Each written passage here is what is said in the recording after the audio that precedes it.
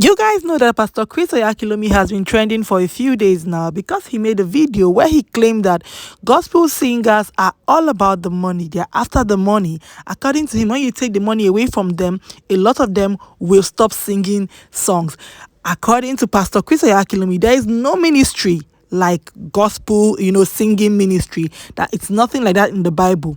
In fact, he said that the only person who had that ministry was Lucifer, and that ministry was taken away from him because you all know what happened with Lucifer in the Bible. In his speech, he seemed to regret, the time and the effort he put into raising gospel ministers, because he claimed after they became popular, they left the church. They were not interested in the things of God or in other things of God apart from music. They would sing here, go to another church and sing wherever the money is, they would go there.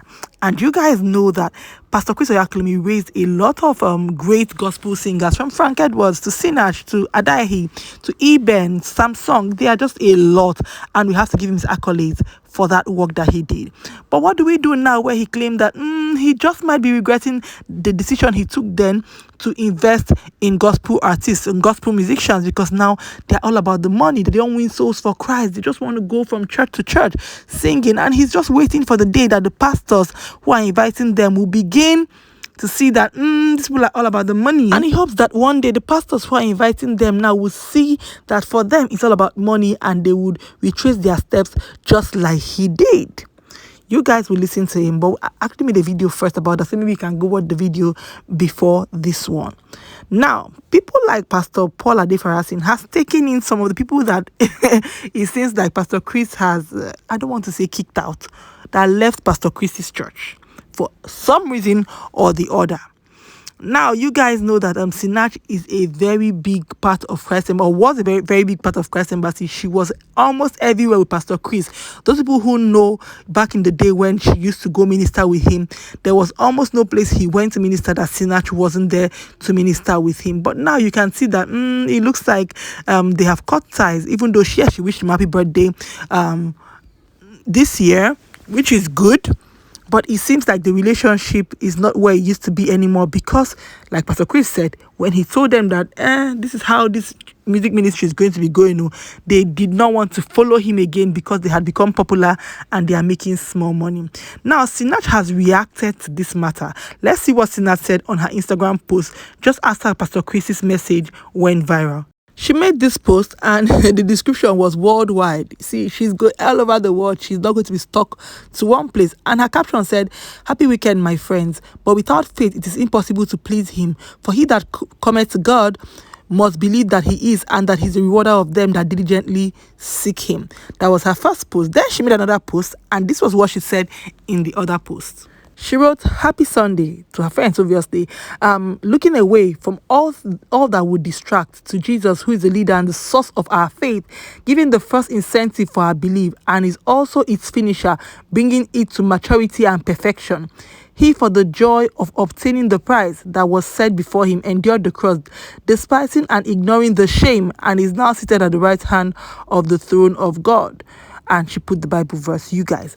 So now, apparently, with the whole Pastor Chris Oyakhilome's post, people were calling her name, mentioning her as one of the people who left because of money or because they were making money from other churches. And she's like, I don't want to be distracted. I am looking away from everything that is going to distract me and looking to Jesus, the one who is the author, the beginner. So basically what it means is, this Christianity that we're talking about, she is Jesus we're looking up to. And that is why I'm always worried when people begin to place pastors on a pedestal that makes them feel like it's their way that people must follow. Obviously, pastors should be spiritual. They should, have a great relationship with God, and people should be able to look up to them, as a leader of the folk.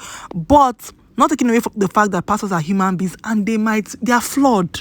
We are all flawed as human beings. So is it possible at your pastor's doctrine? Because right now I will say doctrine because a lot of Pentecostal churches now have their own doctrines, which is like the pastor will claim that is their revelation from God. That is what we come to church, to worship with.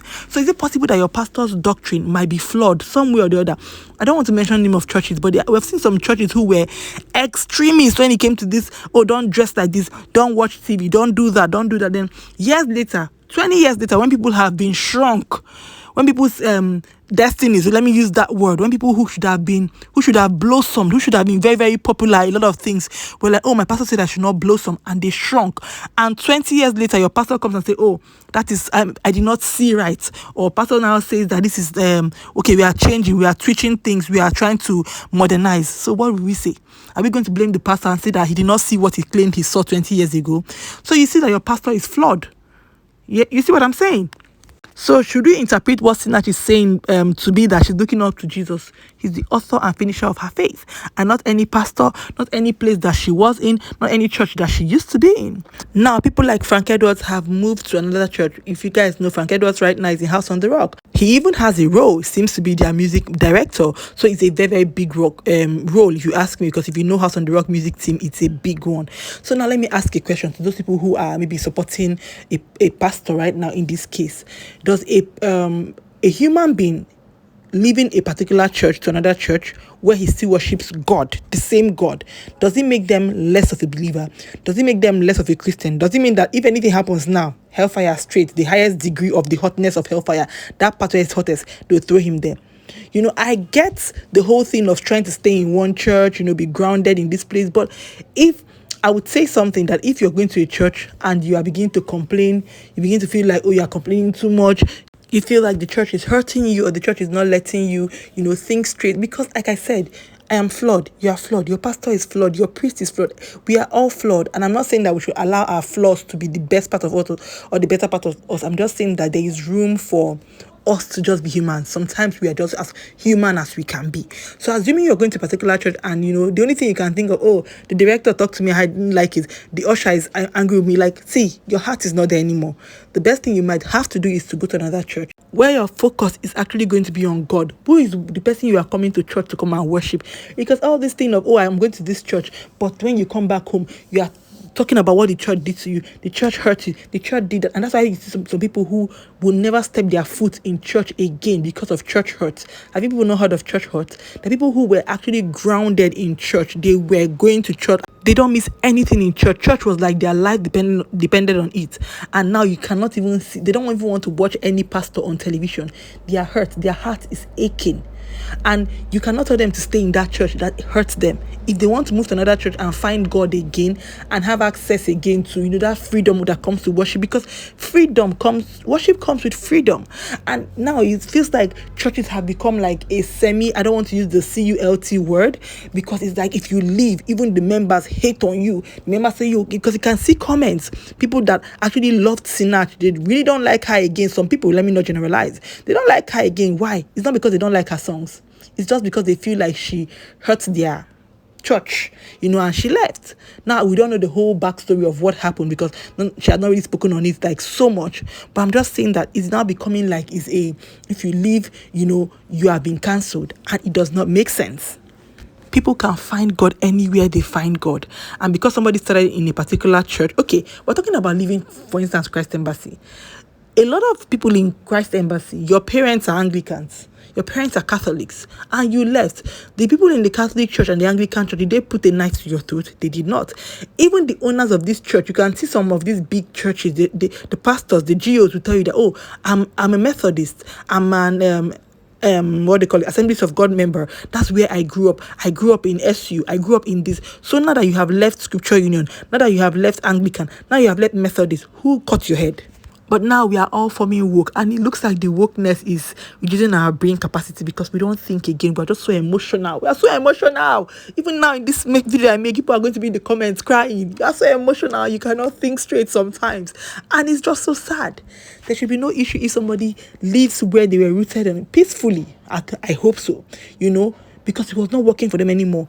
And their focus is on God. As long as their focus is still on God, they are still lifting the name of Jesus up. It should not be an issue that they have left the church, And churches too should stop hurting people up and down. And we'll talk about that in another video.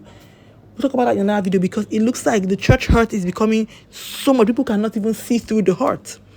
Anyways, you guys watch what Pastor Chris said. If you didn't watch it, go to the other video before this. I'll probably link that video in this so that you can go and watch what we said in the first video, because I cannot go over it again. It's been a long video. But let me know your thoughts, guys, in the comment section. What do you think about Sinach's reaction to Pastor Chris? what's the English like I will use? Pastor Chris' submission about gospel singers. I want to know your thoughts, guys, in the comment section. It's a real show, y'all. Thank you for watching. Y'all like, share, and subscribe. I'll see you guys in my next video. Bye.